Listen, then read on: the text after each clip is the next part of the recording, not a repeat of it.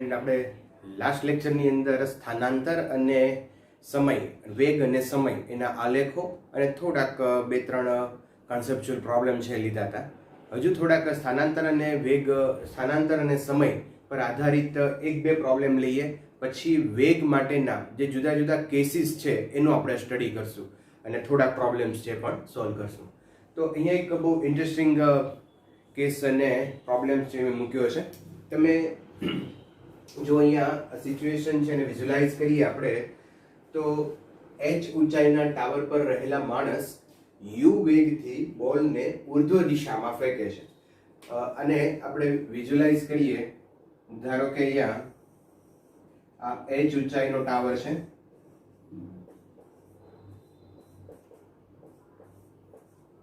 અને અહીંયા કોઈ વ્યક્તિ છે, એના હાથમાં એક બોલ છે અને બોલને u વેગથી ઉર્ધ્વ દિશામાં ફેંકે છે. પ્રારંભિક વેગ એનો u છે અને એ અમુક ઊંચાઈ પ્રાપ્ત કરશે. ધારો કે આ u વેગથી મૂકે છે અને અહીંયા h ઊંચાઈ જેટલી પ્રાપ્ત કરી અને ફરી પાછો એ ત્યાંથી નીચે આવશે. બરાબર? અને નીચે જમીન સુધી આવશે અહીંયા. તો એના માટે આપણે સ્થાનાંતર અને સમયનો આલેખ બતાવવાનો છે. મિત્રો અહીંયા થોડીક વસ્તુ પહેલા સમજી લઈએ કે u વેગથી પ્રારંભિક વેગ એનો u છે, અહીંયા u વેગથી એ શરૂઆત કરે છે અને આ જે પોઝિશન છે, અહીંયા સ્થાન છે, એને આપણે x = 0 લઈ લઈએ. પછી એ અમુક ઊંચાઈ સુધી ઉપર જશે. ધારો કે h ઊંચાઈ સુધી ઉપર જાય છે. અહીંયા એનો વેગ છે એ 0 થઈ જશે. મહત્તમ ઊંચાઈ એ વેગ 0 હોય. ફરી પાછો અહીંયા નીચે ધીમે ધીમે એનો વેગ છે એ ઇન્ક્રીઝ થતો જશે. અચ્છા, આ સમગ્ર સ્થિતિ દરમિયાન જે પ્રવેગ છે, ગુરુત્વ પ્રવેગ, જે ગુરુત્વાકર્ષણ બળને કારણે ઉત્પન્ન થાય છે, ગુરુત્વ પ્રવેગ એ અધો દિશામાં લાગશે. એ આઈધર ઉપર જતો હોય ઓર નીચે આવતો હોય, કોઈ પણ પરિસ્થિતિ હશે, ગુરુત્વ પ્રવેગ છે એ અધો દિશામાં હશે, જી નીચે તરફ લાગશે. ઓકે, ચાલો તો હવે આ પરિસ્થિતિને આપણે ગ્રાફની મદદથી વિઝ્યુલાઇઝ કરવાની છે. અહીંયા સપોઝ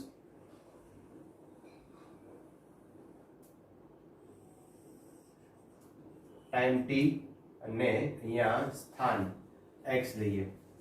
તો મેં અહીંયા x બરાબર 0 એટલે કે ઉગમ બિંદુથી આ કણ છે એ ગતિની શરૂઆત કરે છે એવું આપણે અહીંયા બતાવશું.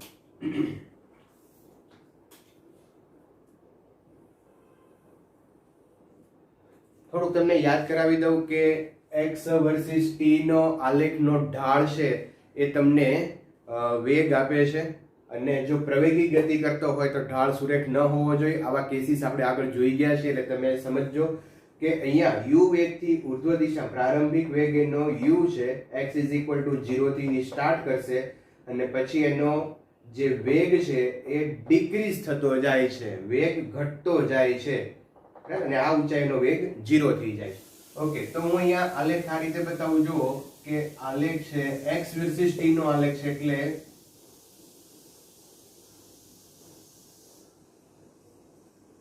આ આલેખનું અર્થઘટન તમે જોજો કેવી રીતે લખ્યું છે. અહીંયા તમે જુઓ તો એંગલ છે એ ડિક્રીઝ થતો જાય છે. બરાબર? આ એંગલ તમે લો કોઈ સ્પર્શક દોરીને, તો આ એંગલ છે એ ડિક્રીઝ થતો ગયો. હવે એંગલ શું આપે? વેગ આપે. તો વેગ અહીંયા ડિક્રીઝ થતો જાય છે. વેગ ડિક્રીઝ થતો જાય એટલે આપણને ખ્યાલ છે કે પ્રતિપ્રવેગી ગતિ હોય. એ પ્રતિપ્રવેગી ગતિ ત્યારે જ હોય મિત્રો જ્યારે વેગ અને પ્રવેગ છે એ વિરુદ્ધ દિશામાં હોય. તો ઓબ્વિયસલી છે વેગ ઉર્ધ્વ દિશામાં છે, પ્રવેગ અધો દિશામાં છે અને એટલે પ્રતિપ્રવેગી ગતિ થાય છે. તો અને અહીંયા આ પોઈન્ટ પાસે મેં લગભગ આલેખ છે એ સમય અક્ષને સમાંતર બતાવ્યો છે. સમય અક્ષને સમાંતર હોય તો ઢાળ 0 થઈ જાય અને ઢાળ 0 થઈ જાય તો વેગ 0 થઈ જાય. તો આ જે ડિસ્ટન્સ આવ્યું મિત્રો, આ ડિસ્ટન્સ h અને અહીંયા ધારો કે આ ટાઈમ છે એ હું t લઉં. સમજ્યા? કે અહીંયાથી અહીંયા સુધી પહોંચવામાં ડિસ્ટન્સ h અને ટાઈમ છે એ t. હવે એટલું જ ડિસ્ટન્સ કવર કરશે જ્યારે અહીંયા આવશે. આ ડિસ્ટન્સ એટલું જ થશે અને ટાઈમિંગ મિત્રો એટલો જ લાગશે, પણ ડિફરન્સ શું આવશે કે વેલોસિટી ક્યાં હશે? અધો દિશામાં. ગ્રેવિટેશનલ ફોર્સ અને એક્સલરેશન પણ ક્યાં છે? અધો દિશામાં. બંને એક જ ડિરેક્શનમાં છે, બરાબર. અને નેગેટિવ છે પાછા. પણ પ્રવેગી ગતિ થશે, વેગે ઋણ, પ્રવેગ પણ ઋણ અને પ્રતિપ્રવેગ. અહીંયા પ્રવેગી ગતિ બતાવવાની છે. તો આલેખ હું અહીંયાથી આ રીતે બતાવી દઉં. બીજો ભાગને હું અલગ માર્કરથી ડ્રો કરું એટલે તમને થોડોક આઈડિયા આવે.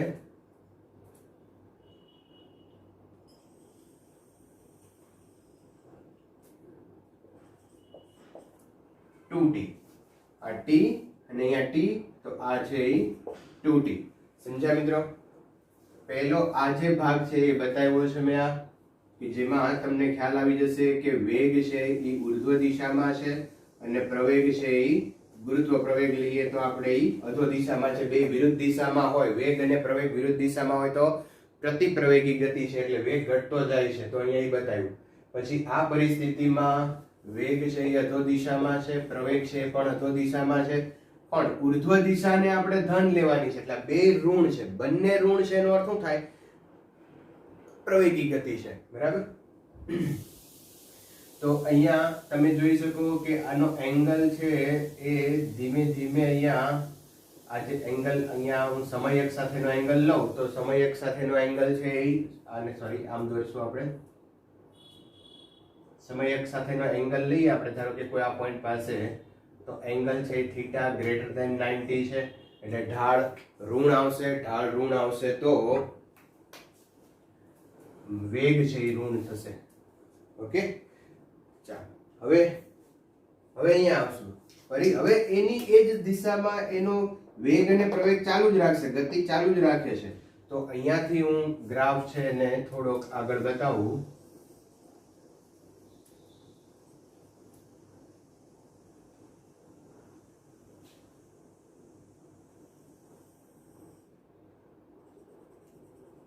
અહીંયા કોઈ આપણે ટાઈમ લઈ લઈએ ટી ડેશ ટાઈમ એ નીચે આવે છે અને આ જે ડિસ્ટન્સ હશે, આ ડિસ્ટન્સ કેટલું હશે?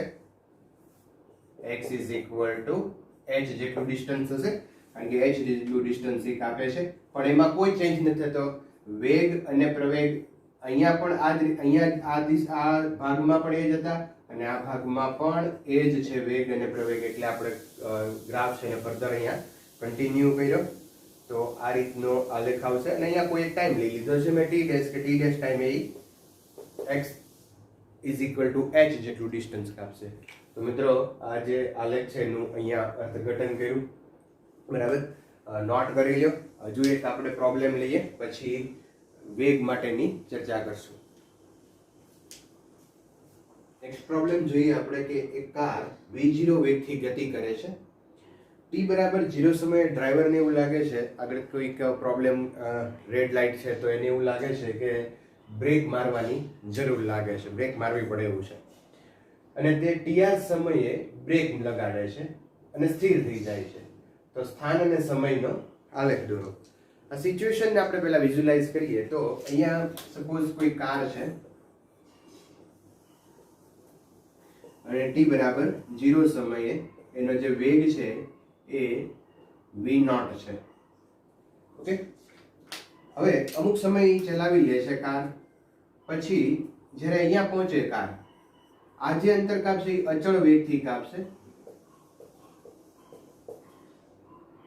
તો અહીંયા t is equal to tr સમયે એને એવું લાગે છે કે હવે બ્રેક મારવી પડશે. આટલો જે સમય થયો એ tr જેટલો સમય થયો. તમને આગળ રેડ લાઇટ જો સિગ્નલ ઉપર, એટલે પહેલા એવો વિચાર આવે કે રેડ લાઇટ છે એટલે હવે આપણે બ્રેક મારવી પડશે. પણ એ બ્રેક તમે મારો એ પહેલા 2 3 4 સેકન્ડ નીકળી ગઈ હોય તો એ જે સમય છે એને આપણે tr કીધો કે tr સમય પહેલા એને જરૂર લાગે છે અને પછી એ બ્રેક મારે છે. તો tr સમયે જ્યારે બ્રેક મારે ત્યારે એ પહેલા એ અચળ વેગથી ગતિ કરશે, પણ જેવી બ્રેક મારશે એટલે એનો વેગ છે એ ઘટતો જશે. વેગ આ દિશામાં છે, બરાબર. વેગ છે એ આ દિશામાં છે, પણ વેગ ઘટતો જાય એટલે પ્રવેગી ગતિ કહેવાય. તો પ્રવેગ છે મિત્રો એ એનો વિરુદ્ધ દિશામાં આવશે, એ આ દિશામાં હશે. વેગ આ દિશામાં, પ્રવેગ આ દિશામાં, એટલે પ્રતિપ્રવેગી ગતિ બતાવવાની. અંતે જ્યારે ફાઇનલ ડેસ્ટિનેશન અહીંયા ધારો કે કોઈ બી પોઈન્ટ પાસે પહોંચે છે ત્યારે એનો વેગ છે એ 0 થઈ જાય છે. બરાબર છે. તો ઇનિશિયલી એ v0 વેગથી શરૂ કરશે, થોડોક ટાઈમ અચળ વેગથી ચલાવશે અને અચળ વેગથી ચલાવ્યા પછી એનો પ્રતિપ્રવેગી ગતિ કરી અને સ્થિર થઈ જશે. આ વસ્તુને આપણે ગ્રાફની અંદર દર્શાવી છે.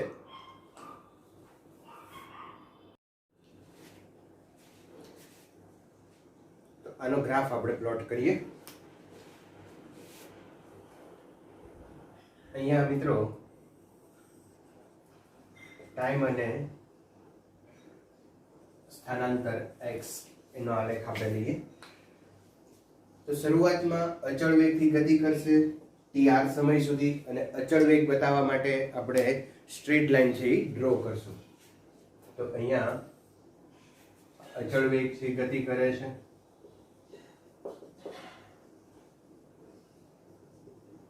t is equal to tr time. Initially એ 0 થી t બરાબર 0 સમય છે, કારણ અહીંયા ઇનિશિયલી આ પોઈન્ટથી આપણે ઉદ્ગમ બિંદુથી શરૂ કરશે એવું દેખાડી શકીએ. હવે શું થાય કે છે જો કે હવે v0 વેગથી એનો વેગ ઘટીને 0 થઈ જશે એટલે વેગ છે એ ડિક્રીઝ થાય છે. ઓબ્વિયસલી વેગ ડિક્રીઝ થાય તો પ્રવેગ ઓપોઝિટ ડિરેક્શનમાં હોય અને એ છે અહીંયા માઇનસ એ આ ડિરેક્શનમાં લાગશે.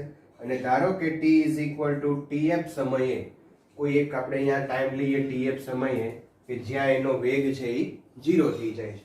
તો સિચ્યુએશન કેવી બતાવવાની છે કે વેગ ઘટતો જતો હોય, પ્રવેગી ગતિ હોય અને વેગને છે એ પ્રવેગની વિરુદ્ધ દિશામાં હોય. તો એના માટે આપણે આ રીતે આલેખ બતાવતા હોઈએ છીએ. તો અહીંયા તમે જુઓ આ એંગલ છે એ ધીમે ધીમે ડિક્રીઝ થાય છે. એનો અર્થ એવો છે કે વેગ છે એ ઘટતો જાય છે અને અહીંયા ધારો કે આ સમયે આલેખ છે એ સમય અક્ષને સમાંતર થઈ ગયો છે. તો સમય અક્ષને સમાંતર થાય ત્યારે એનો y અક્ષ ઉપરની રાશિ અચળ થઈ ગઈ હોય એટલે કે x છે એમાં કોઈ ચેન્જ નથી થતો, x માં કોઈ ચેન્જ નથી થતો એટલે વેગ 0 થઈ ગયો. તો અહીંયા વેગ 0 થઈ ગયો હશે. અહીંયાથી ફરીવાર સમજજો કે ઇનિશિયલી અહીંથી શરૂ કરે ત્યારે એનો વેગ ધીમે ધીમે વેગ છે એ tr સમય સુધી અચળ રહે છે. તો આ સ્ટ્રેટ લાઈન આપણે બતાવી અચળ રહે છે. ત્યારબાદ tr સમયથી tf સમયે એનો વેગ ઘટતો જાય છે, પ્રતિપ્રવેગી ગતિ કરે છે. તો આ વેગ ઘટતો જાય અને પ્રતિપ્રવેગી ગતિ બતાવી. tr સમયે આલેખ છે એ y અક્ષ એટલે કે સમય અક્ષને સમાંતર બનાવી દેવાનો, કારણ કે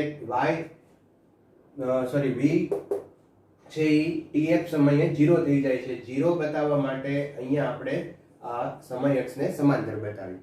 તો આ રીતનો આલેખ છે એ આની અંદર આવશે. નેક્સ્ટ આપણે જઈએ વેગ અને સમયના આલેખો.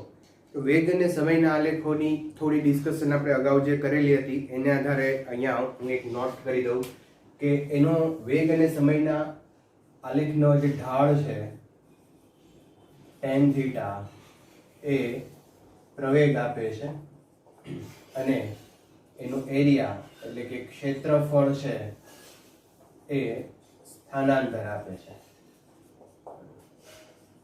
ઉપર તરફનું સ્થાનાંતર છે એ ધન લેવાય, નીચેનું ઋણ લેવાય અને જો ઝડપ આપણને આપી હોય તો એ અંતર આપે. પણ આ બે વસ્તુ આપણે ધ્યાનમાં રાખશું કે ઢાળ છે એ પ્રવેગ આપે છે અને ક્ષેત્રફળ છે એ સ્થાનાંતર આપે છે આ આલેખની અંદર. અને આનું હવે અર્થઘટન આપણે કરતા જઈએ. તો અહીંયા જે લાઈન તમે જુઓ છો જે સમય અક્ષને સમાંતર છે, સમય અક્ષને સમાંતર હોય તો આનો ઢાળ છે એ 0 થાય. ઢાળ 0 થાય એનો અર્થ એવો છે કે આનો પ્રવેગ 0 છે. પ્રવેગ 0 છે એનો અર્થ એવો થાય કે અચળ વેગી ગતિ થાય છે. વેગમાં ફેરફાર ન થતો હોય તો જ પ્રવેગ છે એ 0 હોય. એટલે અચળ વેગી ગતિ, અહીંયા પ્રવેગ 0 ઇટ મીન્સ અચળ વેગી ગતિ કરે છે. બરાબર છે. અહીંયા આલેખ છે. ફરી એક વખત તમને યાદ કરાવી દઉં કે જો કોઈ પણ આલેખ સમય અક્ષને સમાંતર હોય અથવા તો આને ધારો કે તમે x અક્ષ કહેતા હોય તો x અક્ષ અથવા તો સમય અક્ષને સમાંતર હોય તો y અક્ષ ઉપરની રાશિ અચળ થઈ જાય. y અક્ષ ઉપર રાશિ અહીંયા વેગ છે તો અહીંયા અચળ વેગ આપણે લખી નાખ્યો. બરાબર, તો આ એક નોટ ખાસ તમે કરજો કે જો આલેખ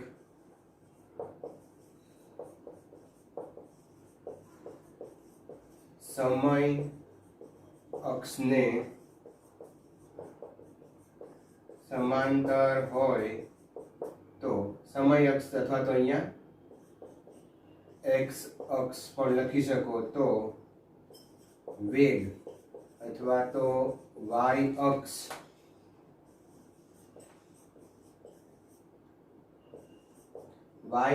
પરની રાશિ અચળ બની જાય. બરાબર છે? ઓકે, ચાલો નેક્સ્ટ આપણે જોઈએ. તો એની અંદર અહીંયા જે આલેખ છે એ સુરેખા છે અને આનો ઢાળ છે એ આપણને પ્રવેગ આપે તો ઢાળ ઇઝ ઇક્વલ ટુ પ્રવેગ. હવે આનો ઢાળ આપણને મળશે કોઈ પણ જગ્યાએ તમે આ રીતે ટ્રાયેંગલ બનાવી લ્યો તો આ ટ્રાયેંગલ થીટા છે એ dy by dx અથવા તો અહીંયા આપણે લખશું dv by dt. સામેની બાજુ એટલે આ dv આવશે અને પાસેની બાજુ એટલે આ dt આવશે. આ dv અને આ dt, dv by dt જે આપણને પ્રવેગ આપે. હવે સુરેખા છે મિત્રો, યાદ રાખો કે સુરેખાનો ઢાળ અચળ હોય. કોઈ પણ જગ્યાએ તમે આ એંગલ મેઝર કરો તો એ અચળ હશે અને જો એ અચળ હોય તો એનો અર્થ એમ છે કે પ્રવેગ અચળ છે, કારણ કે ઢાળ અચળ તો ખરેખર પ્રવેગ અચળ. તો અહીંયા કોણ અચળ પ્રવેગી ગતિ કરે છે. અચ્છા, બીજું અહીંયા એનો વેગ તમે જુઓ તો ધીમે ધીમે એનો વેગ છે એ વધતો જાય છે. વેગ વધે છે. કોણ અચળ પ્રવેગી ગતિ કરે છે? વેગ છે એ વધતો જાય છે. અચળ પ્રવેગી શું કામ આપણે લખી શકીએ? કારણ કે આ સુરેખા છે, સુરેખાનો ઢાળ અચળ છે, ઢાળ આપણને પ્રવેગ આપે છે તો પ્રવેગ અચળ છે અને વેગ છે એ ધીમે ધીમે અહીંયા વધતો જાય છે. હવે અચ્છા, બીજી એક વાત અહીંયા આપણે જોઈ લઈએ કે થીટા છે એ લેસ ધેન 90 છે. થીટા લેસ ધેન 90 હોય તો પ્રવેગ છે એ અચળ હશે એટલે એ અહીંયા પોઝિટિવ હશે. એ છે એ પોઝિટિવ. હવે એ જ વસ્તુ અહીંયા જોઈએ તો અગેન અહીંયા આ પણ સુરેખા છે તો સુરેખા એટલે એ છે પ્રવેગ. અહીંયા પ્રવેગ છે એ અચળ હશે. પ્રવેગ છે એ આ જ રીતે ઢાળ પ્રવેગ dv by dt કોણ અચળ પ્રવેગી ગતિ કરે. અહીંયા સુરેખા છે એટલે અચળ પ્રવેગથી જ ગતિ કરશે. પણ આનો આ ઉતરતો ઢાળ છે, ઉતરતો ઢાળ છે એ કેવો હોય? ઋણ હોય, નેગેટિવ. તો આ પ્રવેગી ગતિ થાય છે પણ પ્રવેગ કેવો છે? નેગેટિવ છે. હવે પ્રવેગ નેગેટિવ હોય એનો અર્થ એવો છે કે પ્રતિપ્રવેગી ગતિ થાય છે. તો અહીંયા તમે જોઈ શકો કે વેગ છે એ ધીમે ધીમે ઘટતો જાય છે. આ પોઈન્ટ પાસે તમે t1 સમયે વેગ લ્યો તો આટલો હતો. અહીંયા કોઈ t2 સમયે તમે વેગ લ્યો તો એ વેગ અહીંયા v1 થી અહીંયા v2 એટલે કે વેગ ડિક્રીઝ થઈ ગયો. બરાબર, કારણ અહીંયા પ્રવેગ નેગેટિવ છે. પ્રવેગ નેગેટિવ હોય એનો અર્થ એમ છે કે પ્રતિપ્રવેગી ગતિ થાય છે. આપણે અહીંયા લખી નાખીએ કે પ્રતિપ્રવેગી ગતિ, કારણ કે એ નેગેટિવ છે. પ્રતિપ્રવેગી ગતિ થશે તો વેગમાં ઘટાડો થાય. અહીંયા વેગ વધતો તો અહીંયા વેગ ઘટશે. તો આનું અર્થઘટન યાદ રાખો. હજુ બીજા 3-4 પ્રોબ્લેમ આપણે આ રીતના આ ગ્રાફ છે એનું અર્થઘટન આપણે કરીએ, પણ આ નોટ કરી લો પછી આપણે આગળ જઈએ. અચ્છા, આપણે થોડા આગળ જઈએ. વેગ અને સમયના આલેખો છે એના જુદા જુદા કેસીસ મેં અહીંયા બતાવેલા છે.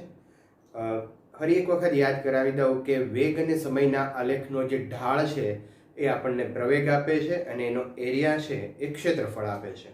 તો હવે આ આલેખની અંદર આપણે જોઈએ તો અહીંયા તમે જોઈ શકો કે કોઈ પણ આપણે બે પોઈન્ટ લઈએ A અને B, તો આ પોઈન્ટ પાસે એંગલ અહીંયા સ્પર્શક દોરો અને એંગલ તમે જુઓ તો એંગલ છે એ ધીમે ધીમે ઇન્ક્રીઝ થતો જાય છે, વધતો જાય છે. હવે થીટા વધતો જાય એટલે કે પ્રવેગ વધતો જાય છે, તો અહીંયા અર્થઘટન એવું લખી શકાય કે પ્રવેગ વધે છે, કારણ કે થીટા છે એ ઇન્ક્રીઝ થતો જાય છે, બરાબર. બીજું, આ જે થીટા છે એ લેસ ધેન 90 છે, અને લેસ ધેન 90 હોય તો ઓબ્વિયસલી પ્રવેગ છે એ પોઝિટિવ થાય, તો પ્રવેગ છે એ પોઝિટિવ હશે. ત્રીજી વસ્તુ અહીંયા મિત્રો જોઈએ તો વેગ પણ પોઝિટિવ છે. વેગ તો અહીંયા સીધો જ આપણને બતાવી છે, આ સમયે વેગ તમે અહીંયા જુઓ તો વેગ છે એ પોઝિટિવ છે. સપોઝ અહીંયા v1 v2 હોય તો વેગ પણ પોઝિટિવ છે.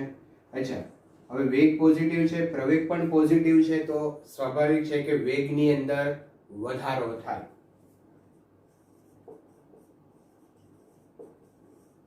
વેગ અને પ્રવેગની દિશા સમાન હોય તો વેગમાં વધારો થાય, એવું આપણે ભણી ગયા છીએ. ઓકે, તો આનું અર્થઘટન આપણે આ રીતે કરીએ.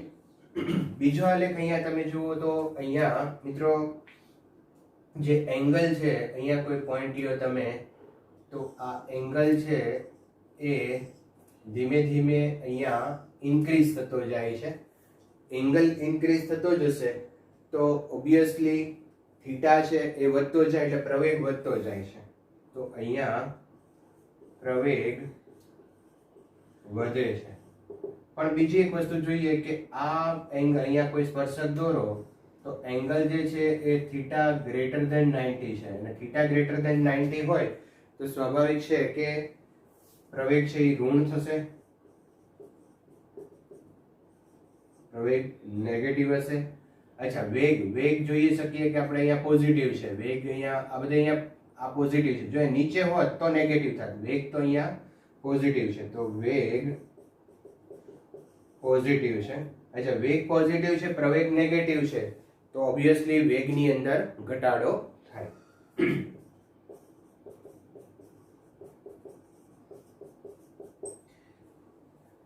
નેક્સ્ટ આપણે જોઈએ તો મિત્રો અહીંયા આલેખનો ઢાળ જો આ થીટા એંગલ તમે કોઈ પોઈન્ટ પાસે થીટા એંગલ લ્યો તો થીટા એંગલ ધીમે ધીમે અહીંયા એંગલ છે એ ડિક્રીઝ થતો જાય છે. એંગલ ડિક્રીઝ થાય એનો અર્થ એવો છે કે પ્રવેગ ડિક્રીઝ થાય છે. v વર્સિસ t નો આલેખ છે, રાઈટ. તો અહીંયા એંગલ ડિક્રીઝ થાય છે એટલે કે પ્રવેગ છે એ પ્રવેગ ઘટે છે. બીજું, હવે આ થીટા છે એ લેસ ધેન 90 છે તો પ્રવેગ છે એ પોઝિટિવ છે, બરાબર. અચ્છા, વેગ પણ અહીંયા પોઝિટિવ હશે કારણ કે ઉપરની દિશામાં તમે અહીંયા જોઈ શકો, હું તમને દર વખતે કહું છું આ વેગ, ધારો કે v1 v2 v3 તો આ બધા પોઝિટિવ છે, તો વેગ પોઝિટિવ છે. હવે વેગ પોઝિટિવ, પ્રવેગ પોઝિટિવ, તો ઓબ્વિયસલી વેગમાં વધારો થાય, બરાબર છે. તો ઝડપથી આ નોટ કરો. એના ઉપર એક આપણે ગ્રાફ ઉપર થિયરી પ્રોબ્લેમ જોઈએ. h ઊંચાઈના ટાવર પરથી છોકરો એક બોલને ઉર્ધ્વ દિશામાં u વેગથી ફેંકે છે. ઉર્ધ્વ દિશાને ધન લ્યો તો જ્યારે દડો નીચે જમીન સુધી પહોંચે ત્યારે એ માટે આપણે v વર્સિસ t નો આલેખ દોરવાનો છે. એટલે ઉર્ધ્વ દિશામાં દડો ફેંકવામાં આવે છે, એ અમુક ઊંચાઈએ જશે, પછી જમીન ઉપર પાછો નીચે આવે તો એ દરમિયાન જે વેગ માટે અને વેગ અને સમયનો આલેખ આપણે દોરવાનો છે. આવો જ આલેખ આપણે સ્થાન અને સમય માટેનો દોરેલો છે. આ જ પ્રોબ્લેમ હતો. હવે જે આલેખ છે એ કોના માટે છે? v વર્સિસ t માટે છે, બરાબર. ચલો, તો પહેલા આપણે આ જે સિચ્યુએશન છે એને આપણે વિઝ્યુઅલાઇઝ કરીએ. સપોઝ અહીંયા કોઈ છોકરો ઊભો છે, એના હાથમાં દડો છે, બરાબર. આ જે સિચ્યુએશન છે એને તમે ઇનિશિયલ પોઈન્ટ લઈ લ્યો. સપોઝ આ જે પોઈન્ટ છે x ઇઝ ઇક્વલ ટુ 0. હવે અહીંયાથી દડાને ઉર્ધ્વ દિશામાં ફેંકે છે અને એનો પ્રારંભિક વેગ છે એ u છે. મહત્તમ ઊંચાઈ આવશે ત્યારે એનો વેગ 0 થઈ જશે અને ત્યાંથી એ ફરી પાછો અહીંયા આવશે. હવે મિત્રો ધ્યાન રાખજો કે અહીંયા ફેંકેલો જે દડો છે એ મહત્તમ ઊંચાઈએ પહોંચવા માટે ધારો કે ટાઈમ t લેશે, તો એટલો જ મહત્તમ ઊંચાઈથી પાછો એ જ પોતાના મૂળ સ્થાને એટલે કે હાથ સુધીના અંતરે x 0 પાસે આવવા માટે એ ટાઈમ t જ લેશે, બરાબર. આ પોઈન્ટ પાસેથી આગળ આપણે આલેખ આપણે અહીંયા 3 ભાગની અંદર વહેંચવાના છીએ. એમાંનો આ એક ભાગ થયો, આ બીજો ભાગ થયો. એ બીજા ભાગ તમને ખબર પડી જવી જોઈએ કે પ્રારંભિક વેગ 0 થી શરૂ કરી અને અહીંયા મેક્સિમમ વેગ એનો u જેટલો થઈ જશે, કારણ કે જે વેગથી ફેંક્યો છે એટલો જ વેગ અહીંયા હાથમાં પાછો આવે ત્યારે હોય. બરાબર. હવે આ u વેગથી અહીંથી એ પાછો નીચે જશે જમીન સુધી અને એનો વેગ છે એ ધીમે ધીમે ઇન્ક્રીઝ થતો જશે. બરાબર. આ આખી પરિસ્થિતિ દરમિયાન જે પ્રવેગ છે એ -g લેશું, કારણ કે ઉર્ધ્વ દિશા છે એને ધન લેવાની છે અને પ્રવેગ છે, ગુરુત્વ પ્રવેગ છે એ ઓલવેઝ ડાઉનવર્ડ ડિરેક્શનમાં હોય, એટલે a -g લઈએ આપણે. તો હું આલેખ 3 પાર્ટની અંદર બતાવવાનો છું. પહેલો પાર્ટ આ છે કે જેની અંદર બોલ હાથમાંથી u વેગથી જશે, મહત્તમ ઊંચાઈએ પહોંચશે, પછી મહત્તમ ઊંચાઈથી ફરી પાછો હાથના એટલે કે હાથના સ્થાને આવશે અને ત્યાંથી જમીન સુધી આવશે. બરાબર છે. તો આ આલેખને આપણે અહીંયા પ્લોટ કરીએ.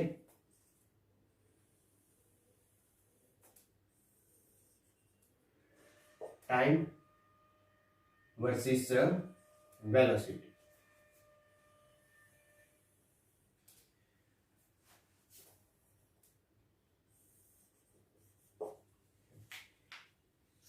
તો જ્યારે હાથમાંથી છોડે છે ત્યારે કઈક વેગ સાથે છોડે છે. ઇનિશિયલ વેગ એનો 0 નથી. ઇનિશિયલ વેગ x = 0 છે, એટલે કે હું અહીંથી શરૂ કરું time t x = 0, time t = 0. બરાબર. ટાઈમ t = 0, પણ ત્યારે કાંઈક એને વેગ છે, તો એનો પ્રારંભિક વેગ છે, હું સપોઝ અહીંયા લઉં, આ એનો વેગ u જેટલો છે. પછી જેમ જેમ અહીંયા ઉપર જતો જશે એમ એમ એનો વેગ ઘટતો જશે, ઘટતા ઘટતા 0 થશે ત્યારે ટાઈમ t થાય છે.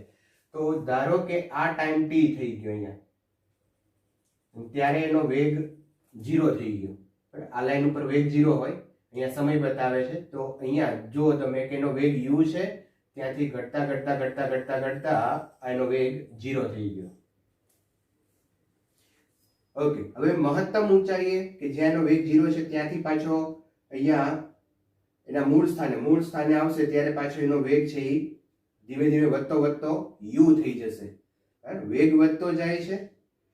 સમજો. હવે આ બહુ મજાનું છે. અહીંયા વેગ વધે છે.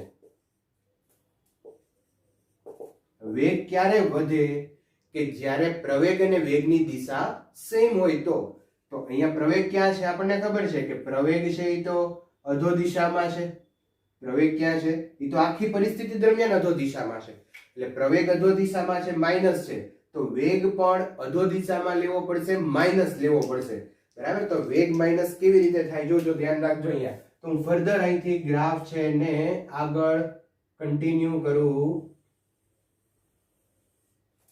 તો જો આ અહીંયા વેગ છે એ નેગેટિવ હોય, તો તમે આ નેગેટિવ વેગ થઈ ગયો. અહીંયા વેગ કેટલો હશે? 0. અહીંયા વેગ ધારો કે v1 હોય, અહીંયા v2 હોય, પણ આ બધા કેવા વેગ હશે? માઇનસ. વેગ માઇનસ અને પ્રવેગ પણ માઇનસ. આનો તમે ઢાળ લ્યો તો θ > 90 છે. x અક્ષ સાથેનો એંગલ બનાવો. આ x અક્ષ સાથેનો એંગલ તો θ અહીંયા x અક્ષ કયો θ > 90, એટલે પ્રવેગ પણ ઋણ છે. તો પ્રવેગ ઋણ, વેગ પણ ઋણ, અને વેગમાં વધારો થાય છે. અહીંયા આ બીજા આલેખની અંદર વેગમાં વધારો થાય, એટલે મેં અહીંયા આલેખ બતાવી દીધો. તો આ ટાઈમ હશે t, આ ટાઈમ 2t. હવે શું થાય છે કે અહીંયા તમે વિચારો તો આ વેગ કેટલો લખાય? અહીંયા આ વેગ કેટલો હશે? અહીંયા u જેટલો અહીંયા હશે એટલો જ હશે, પણ વિરુદ્ધ દિશામાં છે એટલે માઇનસ. અચ્છા, અહીંયા આવી ગયો u વેગ. હવે હજુ એનો વેગ ઇન્ક્રીઝ જ થાય છે અને ગુરુત્વ પ્રવેગ તો અધો દિશામાં જ છે. તો અહીંથી તો આલેખ કન્ટિન્યુ જ કરશું આપણે, અહીંથી કોઈ ચેન્જ કરશું નહીં. તો અહીંથી ફરી આલેખને કન્ટિન્યુ કરશો તો આલેખ અહીંથી આગળ આવશે. સપોઝ અહીંયા t3 ટાઈમ લઈએ. બરાબર છે. તો મિત્રો ફરી એક વખત આલેખ અહીંયા આ રીતે પ્લોટ થશે. ફર્સ્ટ જે પાર્ટ છે એની અંદર ઇનિશિયલ વેગ u છે અને પછી મેક્સિમમ એનો t સમયનો વેગ ઘટતો ઘટતો 0 થાય છે. ઇનિશિયલ વેગ u છે, પછી t સમયનો વેગ ઘટતો ઘટતો 0 થાય છે. અહીંયા અચળ પ્રવેગી ગતિ છે. તમને એમ થાય સાહેબ સ્ટ્રેટ લાઈન જ શું કામ દોરી? તો બહુ રીઝન સિમ્પલ છે કે આખી પરિસ્થિતિ દરમિયાન પ્રવેગ છે એ કોન્સ્ટન્ટ રહે છે, એટલે અચળ પ્રવેગી ગતિ છે. અને અચળ પ્રવેગી ગતિ બતાવવી હોય તો સ્ટ્રેટ લાઈન જ બતાવવું પડે, કારણ કે આપણે v વર્સિસ t નો આલેખ દોરીએ છીએ. v વર્સિસ t ના આલેખનો ઢાળ તમને પ્રવેગ આપે અને સુરેખાનો ઢાળ અચળ હોય. તો અહીંયા મારે આ સુરેખા છે એનો ઢાળ અચળ લ્યો. ઢાળ અચળ એટલે કે પ્રવેગ અચળ. તો આખી પરિસ્થિતિ દરમિયાન પ્રવેગ છે એ અચળ છે, એટલે હું બધે સ્ટ્રેટ લાઈન દોરું છું. તો ફરી એક વખત ઇનિશિયલ વેગ u થી શરૂ કરી મેક્સિમમ ઊંચાઈએ જાઓ ત્યારે એનો વેગ 0 હશે. તો અહીંયા u થી શરૂ કરીએ, વેગ ઘટતો ઘટતો ઘટતો અહીંયા 0 થઈ જશે. અચ્છા, પછી એટલા જ સમયમાં ફરી પાછો વેગ વધતો વધતો u થાય છે. એટલા જ સમયમાં t અને પછી આ 2t સમયમાં એટલો જ વેગ વધતો વધતો અહીંયા u થયો. અચ્છા, હવે કોઈ દિશા કે વેગ કઈ ચેન્જ નથી થતો, વેગ વધતો જ જાય છે, દિશા પણ એની જ છે. તો આપણે ફર્ધર અહીંયા ગ્રાફ છે એને કન્ટિન્યુ જ કરશું, કારણ કે આ પોઈન્ટ પાસે તમે વેગ જુઓ તો એ અધો દિશામાં છે, ગુરુત્વ પ્રવેગ પણ અધો દિશામાં છે. આ પોઈન્ટ પાસે તે વેગ અધો દિશામાં છે, ગુરુત્વ પ્રવેગ પણ અધો દિશામાં છે. એટલે અહીંયા જે આલેખ આવશે એ જ આલેખ અહીંયા કન્ટિન્યુ થશે, એમાં કોઈ ચેન્જ આવશે નહીં. એટલે આ રીતે મેં અહીંયા આલેખ છે એને બતાવ્યો છે. તો આ આલેખ છે એ આના ઉપરથી તમે ડ્રો કરી શકો. ઓકે, તો નોટ કરી લો. હજુ એક આવો જ એક પ્રોબ્લેમ બીજો લઈએ, પછી આપણે પ્રવેગના આલેખ તરફ જઈએ. ઓકે મિત્રો, નેક્સ્ટ પ્રોબ્લેમ આપણે જોઈએ. h ઊંચાઈ પરથી t બરાબર 0 સમયે એક બોલને મુક્ત કરવામાં આવે છે. તે જમીન સાથે સ્થિતિસ્થાપક અથડામણ કરીને સમાન ઊંચાઈએ પહોંચે છે. અધો દિશા પોઝિટિવ લ્યો તો v વર્સિસ t નો આલેખ દોરો, અને સાથે સાથે એક સ્થાન અને સમયનો પણ આલેખ આપણે દોરવાનો છે. આ બંને આલેખ દોરવા છે. તો કેવી રીતે આ પરિસ્થિતિમાં પહેલા આપણે વિઝ્યુલાઇઝ કરીએ કે અહીંયા કેવી રીતે સિચ્યુએશન કેવી છે.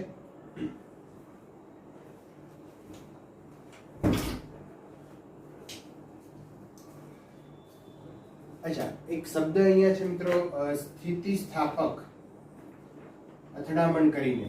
સ્થિતિસ્થાપક અથડામણ કરીને એનો અર્થ એવો થાય કે જ્યારે દડો કોઈ અહીંયા h ઊંચાઈથી જમીન ઉપર આવે અને અહીંથી ભટકાઈને એ પાછો જાય, ત્યારે જે નીચે આવે ત્યારે એનો વેગ અને ઉર્ધ્વ દિશામાં જ્યારે જશે ત્યારે એનો વેગ સમાન હોય. કોઈ પણ પ્રકારનો વેગ એ ગુમાવશે નહીં. બીજા શબ્દમાં એમ કહી શકાય કે આપાત થાય ત્યારે એની ગતિ ઉર્જા અને અહીંથી ભટકાઈને પાછું જાય એટલે કે પરાવર્તિત થાય ત્યારે એની ગતિ ઉર્જા સમાન હશે. દડો અથડામણ પહેલાની ગતિ ઉર્જા અને અથડામણ પછીની ગતિ ઉર્જા સમાન હોય અને સ્થિતિસ્થાપક અથડામણ કહેવાય. ડિટેલમાં ચર્ચા પછી કરશું. જ્યારે દડો અથડાય છે ત્યારે એનો વેગ v છે અને અથડાણા પછી દિશા બદલીને ઉર્ધ્વ દિશામાં જાય છે ત્યારે પણ એનો વેગ v જ છે. ઓકે, હવે આ દડો છે એ h ઊંચાઈ ઉપરથી પડે છે. અહીંયા આ જે ઊંચાઈ છે એ h છે અને દડો t = 0 સમયે પડશે. ઇનિશિયલી ઉપરથી પડે છે એટલે એનો પ્રારંભિક વેગ છે મિત્રો એ 0 હોય. બરાબર, પ્રારંભિક વેગ છે એ 0 હોય અને જેમ જેમ નીચે આવતો જશે એમ એમ એનો વેગ વધતો જશે. અચ્છા, આ સમગ્ર પરિસ્થિતિ દરમિયાન દડો નીચે આવે, અથડાઈને ઉપર જાય, એ સમગ્ર પરિસ્થિતિ દરમિયાન પ્રવેગ છે ગુરુત્વ પ્રવેગ લાગશે અને એ અધો દિશામાં હશે. મિત્રો, અધો દિશા છે એ આપણે અહીંયા ધન લેવાની છે. એકોર્ડિંગ ટુ આપણી જે રકમ છે એ મુજબ અધો દિશા ધન લેશું. તો પહેલી પરિસ્થિતિ એવી છે મિત્રો, ફરી એક વખત અહીંયા વિચારી લ્યો કે આ દડો છે એ નીચે આવે છે એટલે એનો વેગ અધો દિશામાં હશે. તો અધો દિશાનો વેગ પોઝિટિવ લેશું. જ્યારે જમીન સાથે અથડાય અને ઉર્ધ્વ દિશામાં જશે ત્યારે એનો વેગ ઉર્ધ્વ દિશામાં હશે અને વેગ ઉર્ધ્વ દિશામાં હોય તો એ આપણે નેગેટિવ લેશું. બરાબર છે. અચ્છા, તો હવે આખી પરિસ્થિતિ અહીંયા આપણી સામે આવી ગઈ છે. હવે એ મુજબનો આપણે આલેખ છે પ્લોટ કરીએ. તો ઇનિશિયલી t બરાબર 0 સમયે આ સ્થાન ધારો કે x = 0 હોય, પછી જેમ જેમ નીચે આવતું જશે એમ x વધતો જશે અને અહીંયા આવશે ત્યારે x h થશે. તો એને આપણે બતાવીએ. પ્રવેગ અચળ છે. પ્રવેગ અચળ હોય તો આલેખ યાદ રાખજો, v વર્સિસ t નો આલેખ હોય અને પ્રવેગ અચળ હોય તો સ્ટ્રેટ લાઈન બતાવવી જોઈએ. તો અહીંયા હું આ રીતે સ્ટ્રેટ લાઈન બનાવું. ઇનિશિયલી અહીંયા t = 0 સમયે કણ છે એ પોતાની ગતિની શરૂઆત કરશે. ધીમે ધીમે એનો વેગ વધતા વધતા અથડામણ થશે ત્યારે એનો વેગ અહીંયા કોઈ t સમયે અથડામણ થાય છે તો ત્યારે એનો વેગ એ મેક્સિમમ હશે. મેક્સિમમ. હવે શું થશે તો કે હવે વેગ એટલો ને એટલો જ રહેશે પણ દિશા બદલાઈ જશે. સમજજો, વેગ એટલો ને એટલો રહેશે પણ દિશા ઉલટાઈ જશે. તો વેગ આટલો જ રાખવાનો છે. ધારો કે આ ડિસ્ટન્સ અહીંયા 50 હોય, 50 મીટર પર સેકન્ડ હોય તો વેગ તો મૂલ્ય એટલું જ રાખવાનું છે 50 મીટર પર સેકન્ડ, પણ એની દિશા ઉલટાઈ નાખવાની છે. તો હું દિશા ઉલટાવી નાખું. તો અહીંથી આપણે હવે શરૂ કરવો પડશે. પણ અહીંથી એટલે ક્યાંથી શરૂ થશે? જો આ સમય તો આજ આવી ગયો છે તો અહીંયાથી હું આલેખ પરિવાર શરૂ કરું. અહીંયા ધારો કે એનો વેગ v મેક્સિમમ પણ માઈનસ હશે આલેખ, અને જેમ જેમ ઉપર જશે એમ વેગ છે એ ઘટતો જશે. વેગ ઘટતો જાય તો સમજી લેજો વેગ અને પ્રવેગની દિશા ઉલટી હોય. તો અહીંયા હું આલેખ આ રીતે બતાવું. ઘટતા ઘટતા અહીંયા 0 થઈ જશે. તો આ સમય તમે ધારો કે 2t લ્યો અથવા તો t ડેશ લ્યો તો આલેખ આ રીતે આવશે. અહીંયા તમે જોઈ શકો છો કે આનો જે ઢાળ તમે લ્યો, x અક્ષ સાથેનો એંગલ લ્યો તો એંગલ થીટા છે એ <90 છે, અને <90 હોય તો પ્રવેગ છે એ ધન આવશે અને વેગ છે એનો નેગેટિવ છે. તમે નીચે આપણે જોયું છે આ પોઈન્ટ પાસે એનો વેગ લઈએ તો અહીંયા આ આવશે જે નેગેટિવ હશે. તો વેગ નેગેટિવ છે, પ્રવેગ છે એ પોઝિટિવ છે. તો જ્યારે દડો જમીન સાથે અથડાય અને અથડાઈને પછી ઉપર આવે ત્યારે એનો આલેખ આ રીતે થાય. આ ઉપરથી નીચે આવે છે ત્યારનો આલેખ છે. અથડામણ પછી દડો ઉપર જે એ જ હાઈટે જાય છે આ એનો આલેખ છે. બરાબર? તો અહીંયા આ રીતે v વર્સિસ t નો આલેખ આવશે. હવે આ જ આલેખને, આ જ પરિસ્થિતિને આપણે x વર્સિસ t ના આલેખની અંદર કેવી રીતે બતાવીએ? તો મિત્રો અહીંયા તમે જોઈ શકો કે ઇનિશિયલી એનો વેગ છે એ 0 છે. x = 0 થી હું અહીંયા શરૂ કરું અને પછી ધીમે ધીમે h ડિસ્ટન્સ સુધી આવશે ત્યારે એનો વેગ છે એ વધતો જાય છે. વેગ વધતો જાય એવું આપણે પરિસ્થિતિ અહીંયા બતાવવાની છે. તો એનો આલેખ કંઈક આ રીતે આપણે બતાવશું. જો x વર્સિસ t નો આલેખ છે. શેનો છે? x વર્સિસ t નો આલેખ. તો એનો ઢાળ શું આપે? વેગ આપે. તો અહીંયા તમે જુઓ કે દરેક જગ્યાએ એંગલ છે. અહીંયા કોઈ એક પોઈન્ટ લ્યો તમે અને આ પોઈન્ટ પાસે થીટા અને આ પોઈન્ટ એક અહીંયા લઈ આ પોઈન્ટ પાસે થીટા. તો આ થીટા ડેશ છે એ થીટા કરતા મોટો છે એટલે કે ઢાળ છે એ ધીમે ધીમે વધતો જાય છે. અને x વર્સિસ t નો આલેખ છે તો એનો ઢાળ શું આપે? વેગ આપે. અચ્છા, તો વેગ અહીંયા વધતો જાય છે. તો આપણે વાત કરી છે કે વેગ વધતો જાય છે. વેગ વધતો જાય છે તો પ્રવેગ ને વેગની દિશા એક જ હોય. તો પ્રવેગ ને વેગની દિશા અહીંયા એક જ છે. અચ્છા, પ્રવેગ પોઝિટિવ હશે? હા, કારણ વેગ છે એ વધતો જાય છે. વેગ વધતો જાય છે, વેગ ધન છે તો પ્રવેગ પણ ધન જ હોય. તો અહીંયા સુધી આવી ગયા. આ ક્યાં સુધી આવ્યા? x = h સુધી આવ્યા આપણે. h સુધી. હવે શું થાય છે તો કે હવે દડો અહીંથી ભટકાઈ અને વિરુદ્ધ દિશાના વેગથી ઉપર જશે અને વેગ છે એ ધીમે ધીમે ઘટતો જશે. તો આલેખને હું અહીંયાથી આ રીતે બતાવું. બીજો પાર્ટ.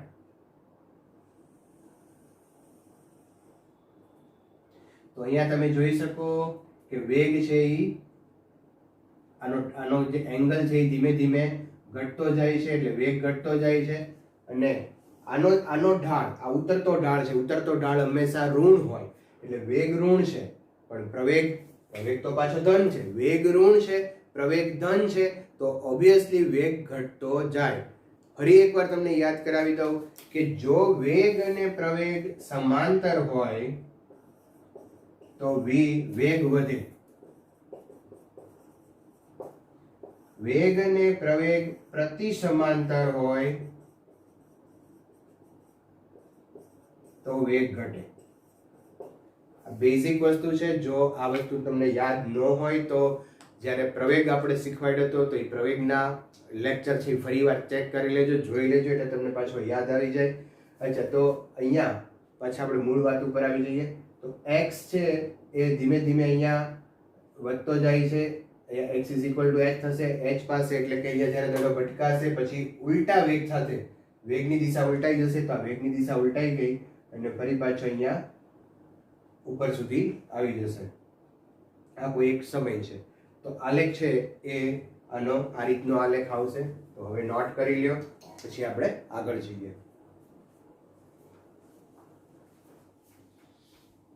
નેક્સ્ટ પ્રોબ્લેમ આપણે લઈએ. અહીંયા 5 મીટર પર સેકન્ડના વેગથી કણની ગતિની શરૂઆત કરે છે અને આપણે એક ગ્રાફ આપેલો છે. ગ્રાફ કંઈક આ રીતે આપેલો છે.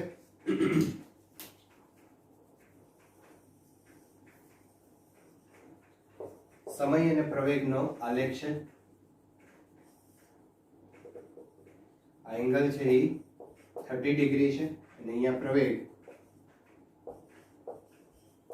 2 મીટર પર સેકન્ડ છે અને આ જે ટાઈમ આપ્યો છે એ 10 સેકન્ડ છે. તો t બરાબર 10 સેકન્ડે કણનો વેગ ગોતવાનો છે. અચ્છા મિત્રો, તમને યાદ કરાવી દઉં, અહીંયા પ્રવેગ અને સમયનો આલેખ છે. તો પ્રવેગ અને સમયના આલેખનું ક્ષેત્રફળ a વર્સિસ t ના આલેખનું ક્ષેત્રફળ વેગ આપે. સારા શબ્દમાં એમ કહી શકાય કે વેગનો ફેરફાર આપે. ઓકે, તો આપણે આ જે અહીંયા આલેખ છે, આ જે ભાગ છે એના ઘેરાતું ક્ષેત્રફળ ગોતવું પડે. તો અહીંયા બે ભાગમાં આપણે ક્ષેત્રફળ ગોતશું. એક તો આપણે આ ત્રિકોણ લઈ લઈએ, આ ત્રિકોણનું ક્ષેત્રફળ, અને બીજું આ લંબચોરસનું ક્ષેત્રફળ. બેયનો આપણે સરવાળો કરીએ એટલે આપણને t બરાબર 10 સેકન્ડે વેગ મળી જાય. પણ એક વસ્તુ ધ્યાન રાખશું કે પ્રારંભિક વેગ અહીંયા આપણને શરૂઆતનો વેગ આપ્યો છે 5 મીટર પર સેકન્ડ, એટલે એ શરૂઆત જ 5 મીટર પર સેકન્ડ થી કરે છે. ઇનિશિયલી એનો વેગ 5 મીટર પર સેકન્ડ છે અને આપણે t બરાબર 10 સેકન્ડ એનો વેગ ગોતવાનો છે. તો આપણી પાસે એક આવું ફોર્મ્યુલા છે અચળ પ્રવેગી ગતિના સમીકરણો જોઈએ તો v બરાબર v0 પ્લસ at. અચ્છા, તો v0 પ્રારંભિક વેગ છે 5 આપ્યો છે અને at છે એ આપણે આ ગ્રાફ ઉપરથી મેળવશું. અચ્છા, તો ગ્રાફની અંદર બે ભાગની અંદર આપણે કામ કરીએ તો આનું ક્ષેત્રફળ ગોતવું છે. તો ક્ષેત્રફળ ગોતવા માટે પહેલા આપણે આ હાઈટ ગોતવી પડશે. આ હાઈટને આપણે કહી દઈએ h. તો અહીંયા હું એક ફોર્મ્યુલા વાપરું, sin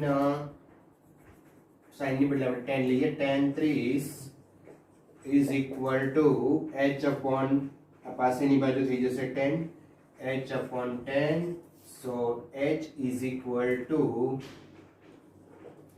10 30. 10 ની વેલ્યુ છે 1 upon √3. તો આ જે અંતર આવી ગયું એ 10 upon √3 આવી ગયું. હવે આનું ક્ષેત્રફળ મેળવવું બહુ સિમ્પલ છે. તો આને આપણે 1 કહી દઈએ અને આ છે 2. તો અહીંયા પેલું 1 આપણે ક્ષેત્રફળ મેળવીએ, ત્રિકોણ નું ક્ષેત્રફળ 1/2 પાયો મલ્ટીપ્લાય વેગ. 1/2 પાયો એટલે આટલો થશે, પાયો છે એ 10 છે અને વેગ એટલે આ h એ થઈ જશે 10 ડિવાઇડ બાય √3. તો આનો આન્સર આવશે 50 ડિવાઇડ બાય √3. ચાલો, બીજું ક્ષેત્રફળ આપણે કયું મેળવશું? બીજું ક્ષેત્રફળ છે એ આ લંબચોરસનું ક્ષેત્રફળ. તો અહીંયા લંબચોરસનું ક્ષેત્રફળ લંબાઈ ગુણ્યા પહોળાઈ. તો 10 multiplied 2 or this is 20. તો આનું આવી જશે ક્ષેત્રફળ. આટલું 2 છે, આટલું 10 છે, તો 20 થઈ જશે. હવે વેગ, તો વેગ એટલે v0 પ્લસ at. v0 આપણને આપ્યું છે 5, at એટલે આ બંને આવશે ને 20 plus 50 divided by √3 or 25 plus 50 divided by √3 metre પર સેકન્ડ આ તમારો જવાબ છે. જાન બધી ફર્ધર સાદુરૂપ દેવું તો દઈ શકો, પ્રોબ્લેમ નથી કોઈ. પણ અહીંયા એક કન્સેપ્ટ આવ્યો કે એ અને ટી પ્રવેગ અને સમયનો આલેખ હોય તો એનું ક્ષેત્રફળ એ તમને વેગ આપે છે, બરાબર છે. તો આટલી વસ્તુ મિત્રો ઉતારી લ્યો. હવે થોડાક પ્રોબ્લેમ્સ છે એ સોલ્વ કરવાના છે. આ લેક્ચરના અંતમાં એક એસાઇનમેન્ટ સ્વરૂપે હું તમને પ્રોબ્લેમ મૂકું છું, જે ગ્રાફ ઉપર આધારિત પ્રોબ્લેમ્સ છે. એ પ્રોબ્લેમ તમારે સોલ્વ કરવાનો પ્રયત્ન કરવાનો છે. આવતા લેક્ચરની અંદર એ બધા જ પ્રોબ્લેમ હું કન્ટિન્યુઅસલી એને સોલ્વ કરાવીશ. તો આટલી વસ્તુ નોંધ કરી લ્યો. Okay, good bye, take care, thank you.